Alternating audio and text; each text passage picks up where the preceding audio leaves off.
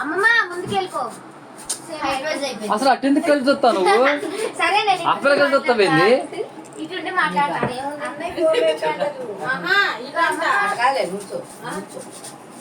అమ్మమ్మ ఈడికి రావాలి.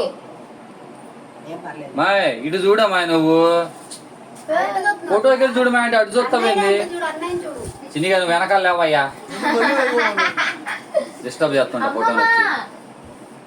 ఓకే నువ్వు పెద్ద తినకాలు ఉండాలి. ఒక్కసారి